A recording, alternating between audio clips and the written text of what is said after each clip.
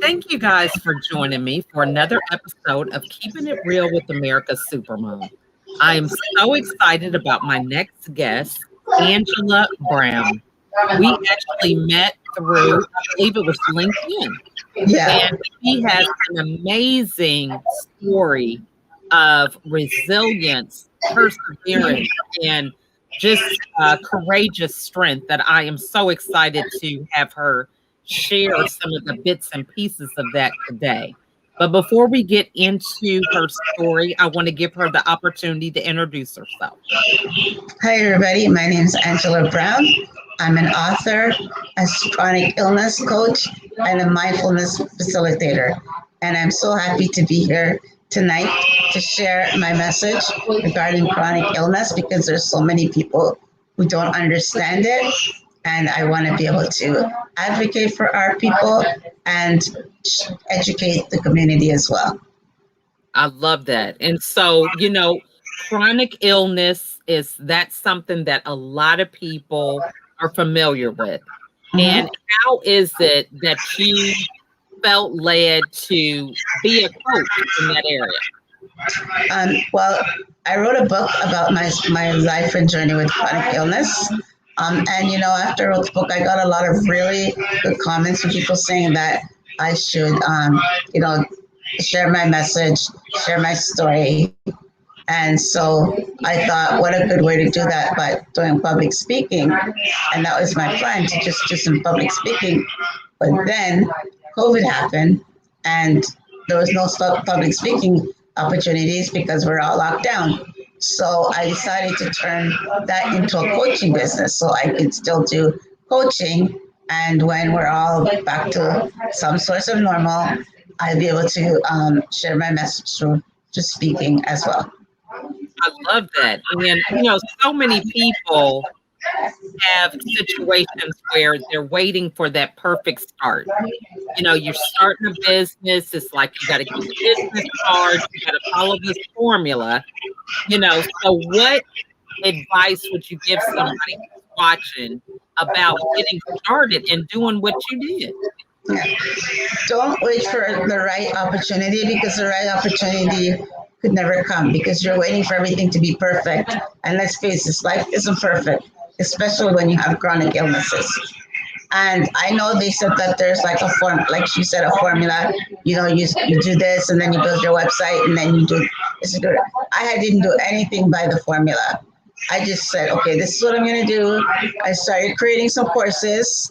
I took a short course in training how to make courses, and then I created 2 courses. And from doing the courses, I met other people who were inspired by my story and wanted to help me. I said, "Oh, okay, let me help you. Market your courses, or and then what do you plan on doing? Okay." And then after that, I just created a marketing plan and a prospecting plan. Okay, this is what I'm gonna do, and I just did it. Like I think I just jumped in with both feet. I didn't, and honestly, that's the way my personality that I am. With everything, I have to jump in with both feet. And then I took a short course in life course in how to be a coach because Mm-hmm. I want to make sure that I can coach the right way. So I took a short program in how to coach, and then I just put the two together, and here I am. That is amazing. I mean, I love that. And, it really is a testament to you knowing exactly what the problem is. See, a lot of people can start a business, but they don't really know who they serve, what the problem is that they solve, and all that. So, what tips would you give somebody about having that clarity about the problem that you solve? How were you able to really hone in on that? Well, I know that I wanted to help people because Hmm. anything I do, I always want to help people. And I've been on some Facebook groups and that are for people with chronic illnesses, and I see that the people are struggling, right? So I know that okay, people with chronic illness are struggling. They don't know what to do, where they can go. So it's just a matter of researching whatever niche you decide that you want to do, research it to see if there's actually a need. I know there's a lot of courses out there about how to find your niche, but for me, I say that's something you can do yourself by research, right? Is there a need for what you want to share, right? If you want to share something about nutrition, well, who do you want to help? Do you want to help people, who are overweight? Do you want to help people who are trying to gain weight and can't gain weight? Like, and specify it as clearly as you can, and break it down, and then just go from there. Love that. And so I love the way this is so simply packaged and it makes so much sense. But, I want to go into your story Okay. because people are hearing the things that you're saying, but they don't know the backstory Right. behind where you're at today. So walk us through that journey of this is the advice that you're giving us today after you've experienced what you've experienced. So tell us your story. Okay. So I was born with three holes in my heart. So that was the first thing. I was born in England. My mom moved us to Jamaica. And as so many West Indian parents do, she left me with my grandmother and headed abroad. My grandmother was struggling trying to take care of me because I was so sick. So she told my mom that, in Jamaica, they said they've just done as best they can to help me. So I needed, surgery. And then I came to Canada and I went to the hospital for sick children. And, they evaluated, said, yes, she definitely needs surgery. I was 8 years old when I came to Canada and I weighed 38 pounds. And I was just a little over 3 feet tall. I was pretty much close to a toddler. And so, I had first surgery just a few months after arriving because they told my mom if it had been 6 months later, I would not have been alive. Wow. And they did the first surgery at age 8, and then at age 9, I had the second surgery. I also had problems with my spine, so I had spinal deformities. I was abnormalities. I had abnormality with my finger. Like there was just a lot of different things. So it was like, what do we tackle first? And the heart was obviously the major part. After I had the heart, the two heart surgeries at age 8 and 9. And then from there, fast forward, in my 20s, I had some more surgeries. And fast forward into my 30s, I had a neck surgery to alleviate pressure on my spine. So I had neck surgery for that. And then the doctor said, you're going to need more surgery. You're going to need back surgery and things like that. I said, okay, well, we'll just do one at a time. A year later, I decided I didn't want to do the back surgery because the neck surgery hadn't really gone exactly the way they said it would. And I was in a lot of pain and just had a lot of different things that had come across. I think the surgery was about 50-50. So I thought I'm just going to hold up on the back surgery. Fast forward to 2012, I had a car accident. And as a result, I had the worst neck pain. Like I couldn't move my neck at all. I couldn't even get out of the car on my own. I mean, it was like a scene from a movie where they came and took you, cut off the door and put you on the stretcher and put the brace on and stick you in the ambulance and take you to the hospital. The doctor did an x-ray and did an x-ray and he says, oh, you're fine, of my neck, because that was my problem. He said, everything's fine. I don't see any problems with the surgery you had before, so you can go home. And I went home and I was in excruciating pain. He didn't even give me pain medication. The next day, my sister took me to my family doctor, and he was shocked that he hadn't given me anything. So he gave me medication, and he said, okay, take this, and in a couple of weeks, you can start physiotherapy. Because you just have whiplash. Started physiotherapy. From physiotherapy, did massage therapy. Started to do acupuncture therapy, and I was getting worse. Every time I had a therapy session, I'd come home feeling so much worse than I did before I got there. 6 months later, I'm still complaining. And my family doctor says, okay, I'm going to send you to see a neurologist. And he sent me to the neurologist. Turns out this the one I'd seen 10 years earlier, because she already knew my story. And she didn't even do much examining of me. She goes, we need an MRI, because she was just like, I don't understand what's going on. And 3 days after I had the MRI, she called me and she told me that I needed to go to the hospital. And I said, why? And she says, well, your neck is not stable. And she says, so I want you to go to this hospital and I want you to go to the emergency and tell them that you're here. You're going to check yourself in, and I'll send the information. So by the time you get there, you'll know. And I kept saying to her, well, what do you mean my neck is not stable? I don't understand what that means. She goes, when you get to the hospital, they'll tell you. I said, should I bring an overnight bag or something? She goes, yeah, I think you should pack something. And she told me to see if I can get a ride there, not to take the subway or the bus or the train, whatever. So she was making me really scared. Right. So I called my daughter, who happened to be with her dad at the time, which is my ex-husband, and they came and they drove me to the hospital. As soon as I got to the emergency ward, it was just weird because it just came out and stuck a neck brace on me. It's like, okay, I didn't wear a neck brace in 6 months since the accident. Why are you doing that? Okay, just wait till the doctor comes. Then someone else came and took me into a room and told me to just stay on the bed and don't go anywhere. Well, I realized I'd forgotten my bag in the waiting room. So I went out of the waiting room to get my bag, and I come back and she's like, where did you go? I said, I went to the waiting room to get myself. No. Stay in bed. Here, if you need anything, push this. Okay, fine. Long story short, the doctor came and he said, your neck's broken. Yep. And I was like, what? And he's like, yeah, he goes, your neck is broken. Have you had any trauma? I go, yeah, I had a car accident 6 months ago. And that's what's been having pain in my neck since then. And he was like, 6 months. He goes, I've never seen anybody go through this injury for 3 days, let alone 6 months. And another doctor came that examined me, told me that if I'd gone to the hairdresser and put my head like that back in the chair, it would have been lights out. I said to him, my hair was a mess when I got there. I said, I was in too much pain to worry about going to the hairdresser.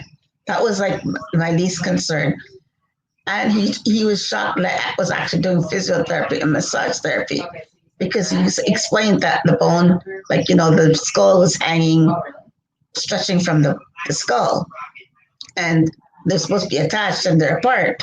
So any wrong move could have been there. And he was shocked that I actually lived through that for 6 months, because he said, you must have been in excruciating pain. I'm like, yeah. And all they kept telling me was, it's whiplash. And I kept saying, no, I think it's more than whiplash. Wow. That's amazing. Yeah. So, I mean, okay, so we have people who are like inquiring minds. They're like, okay, so was there any kind of malpractice or anything going on with something like this? Because I thought, 6 months, that's crazy. Yeah. My lawyer at the time told me that I couldn't sue the emergency room doctor. And I was just like, well, why not? Well, because I guess in Canada, there was a law that you can't sue emergency room doctors. I don't know if that's changed, but at the time, that's what she told me, that they can't sue the doctor. So, because the thing is, they have so much patients and they're going so fast like this. So, and they can't worry about being sued. But I've seen I know it's on TV, but where there's people have sued their emergency room doctor for misdiagnosis, because that was a clear misdiagnosis. Wow. I mean, he should have, my doctor said, based on the fact that I had a previous neck surgery, he should have have done an MRI. Even like he didn't do anything, just an X-ray. Okay, goodbye, go home. And then the other doctors are just going based on the fact that I said that I had an X-ray, and the doctor said. So every time I was complaining, I was just being told, it's whiplash, it's whiplash. Yeah. Yeah. That's just amazing. So Yeah. the strength and the perseverance,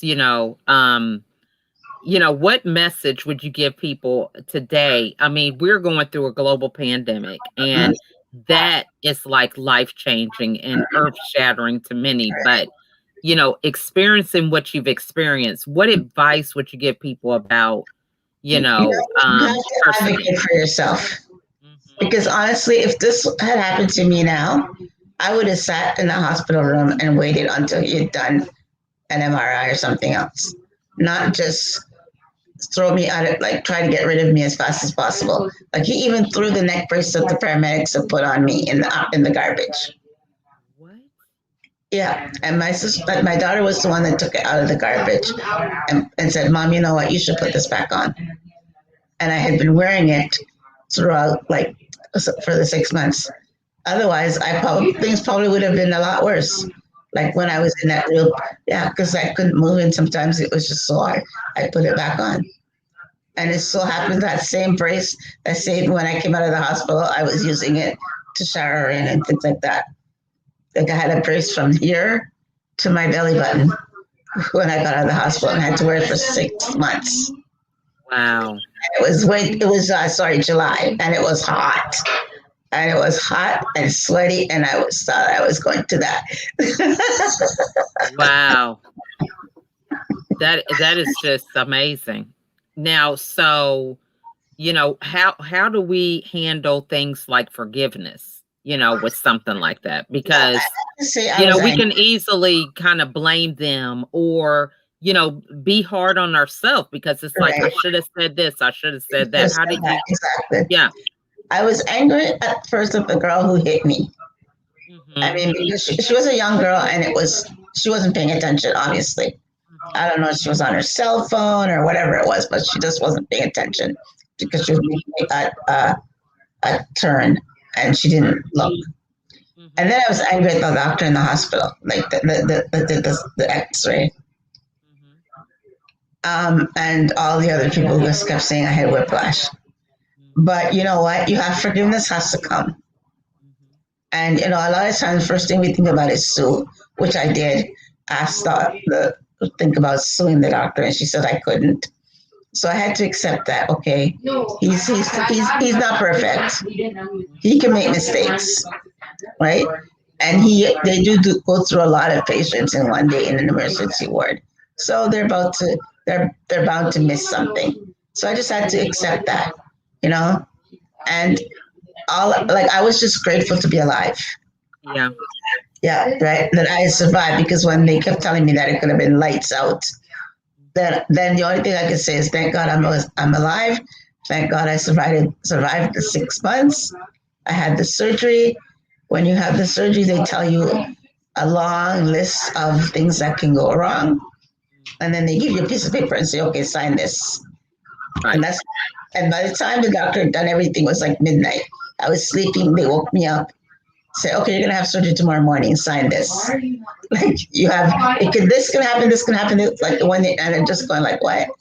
And then sign this. And I signed. I said, "Okay, I'm just gonna trust in God. That the doctor is not God. He's just doing it, and God is the one above him. Right. God is the one that's gonna make sure that these things don't happen." My daughter asked, she goes, "Mom, when they tell you that you might not be able to talk, you might not be able to walk, your voice might change, you might not be able to do this, and why did you sign the paper?" I just trust in God. That's why I signed the paper. It's just trusting God. And I had this surgery, and the doctor told me that I was his best outcome. Wow. He'd done that surgery 5 times, because it wasn't a break where usual happens, not the everyday thing that they see. And he did it 5 times, and I was his best results. Like, wow. He believed that, like, it was like 8 months later, I was walking on my own. I wasn't using the walker anymore. I wasn't using a cane. I was just I walked into his office totally on my own, and he was just like, "Where's your walker? Where's your cane?" So I don't need that anymore. He was still nervous. He goes, "Well, I prefer if you at least use the cane." Yeah. I said, okay, I'll use the cane for a little while longer. But yeah, so That's amazing. that's my forgiveness because I'm grateful because I'm alive and I'm well. I love that. And so, talk to us about courage because there is riding in a car, even though you may not be driving, or, Mhm. loud sounds or stuff like that, where it's, just can be an instant that things could change. And, having the confidence to um, just to live life to the fullest. Exactly, exactly. The first book that I wrote, I was a co-author in the book. The book was called The Courage to Change. Mhm. And basically, that's exactly what it is. You have to have the courage to want to change. Yes, I had a surgery, and so many things. I overcame so many things, but someone else could have had the same surgery and not have the same outcome. Mhm. But it's the courage, the faith, and the courage to just leave it up to God. And that's why my title, the book was titled "The Courage to Change." And in the book, I talked about the courage that I had to make my life better. Like my doctor told me I had to retire because I couldn't go back. I was at ECE, early childhood educator, and I was no longer able to go back to working with children Mhm. because he says, with kids, there's a lot of mishaps that can happen, and Mhm. if you break your neck again, there's nothing I can do for you because it's 95% fused. Wow. So he told me to retire, and I said, no, I'm not ready to retire yet. So I still had to find that courage to find something else that I could do. And I was so happy when that lady asked me to be in the book project. I was actually, what's the word? Not pride, but just feeling joy. Like, wow, Yeah. somebody, because she heard my story and she wanted me to be in her book, and I did the book, and then from there I did my own book, and my courage also comes from my daughter. Like that's she gives me the courage to go on because sometimes even when I feel like I feel down and I'm you know on myself and things like that, she's like, Mom, stop it. I have heavens. She told me, she goes, Mom, my friends told me that their parents have not gone through anything like what you've gone through, and how proud and impressed they are with you and things like that. And then that just kind of gives me the motivation to go on. I And love that. yeah, many times throughout my story, throughout my life, I could have just given up. But having her, because she was a miracle child, I don't know if I told you that.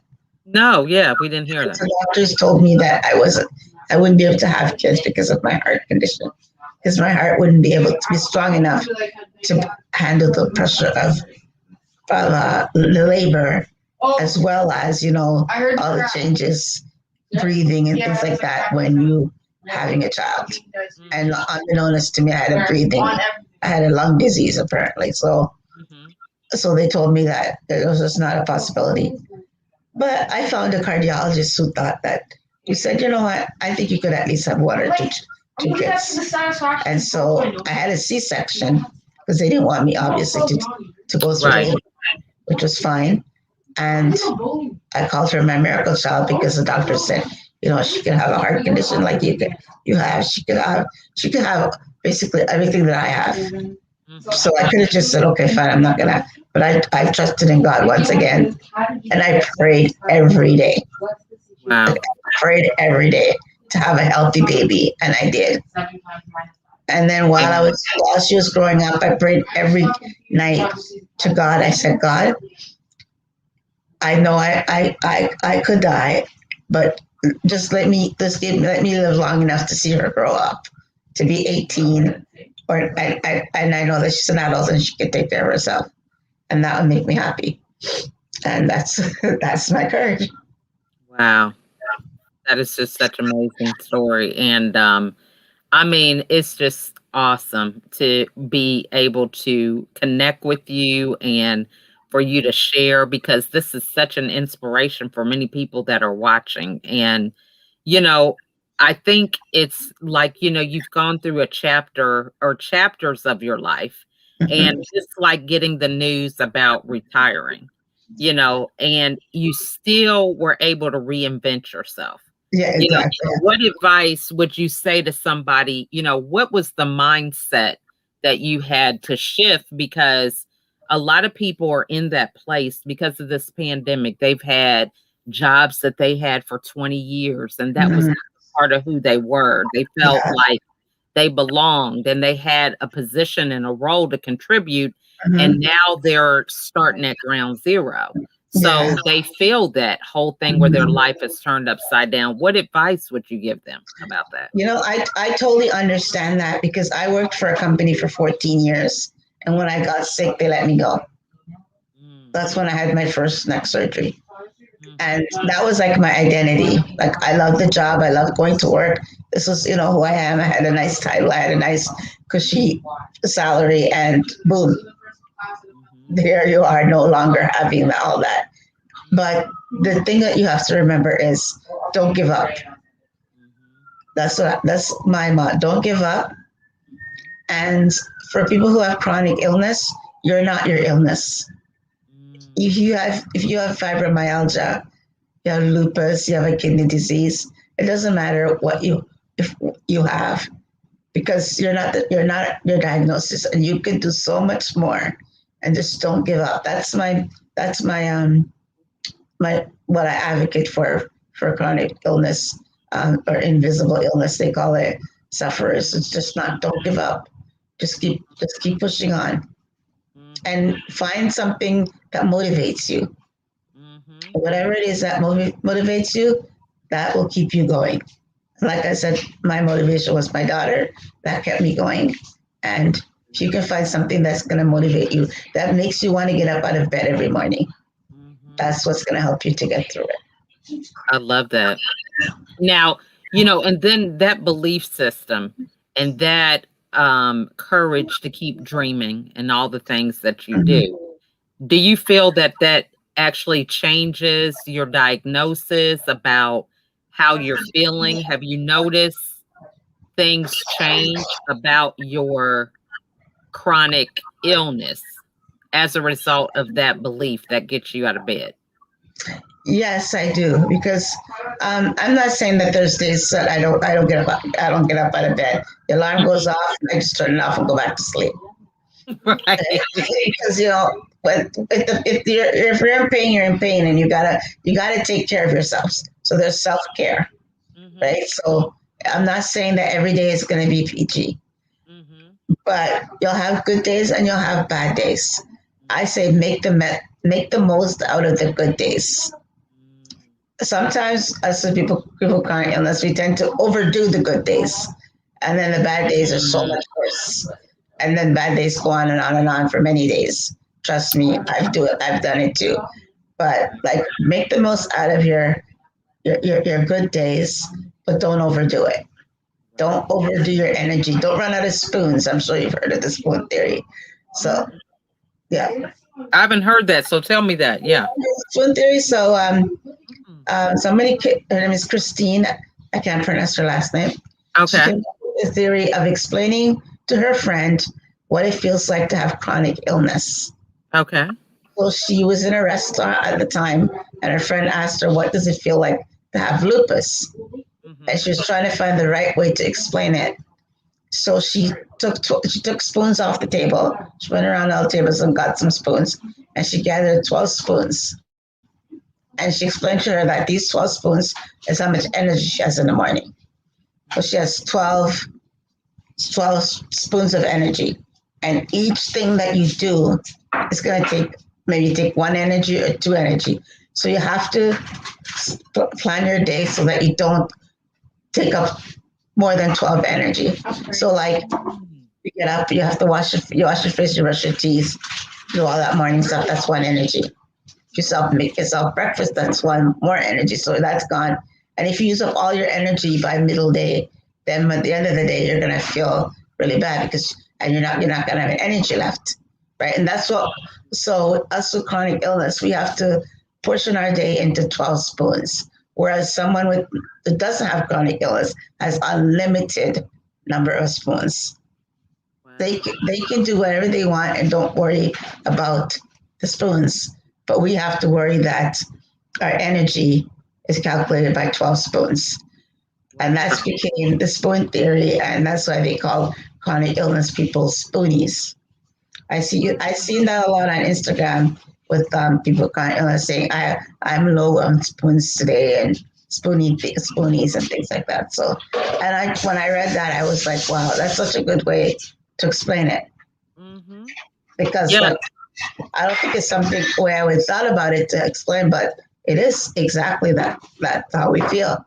We have a limited number of spoons that we have to portion out throughout the day to make sure that we get through the day. Love that. Love that. That is just awesome. Well, this has just been quite an enlightening conversation. And I know the audience has enjoyed it as much as I have. So, what is the best way for the audience to get a copy of your book, get a hold of you? Okay, so well, my website is called chronicillnessbegone.com. Okay. That's one word, chronicillnessbegone.com. Also, you can reach me on Instagram and Facebook as at the Angela B. Brown. So those are the best ways to connect with me. Okay. And what final words would you like to share with everybody? I'd like to share with people, whether you have a chronic illness or not, be good to yourself and be good to others. And if you do have friends or loved ones or family with chronic illness, reach out to them, because they could be feeling at home, feeling lonely, feeling unloved, and feeling stuck, and feeling like no one cares. And there's so much ways you can support that person with chronic illness that will help them have a better outcome, help their day so that they don't run out of spoons. Wow, that is just wonderful. Well, thank you so much, Angela, for coming on and sharing your story and being an inspiration.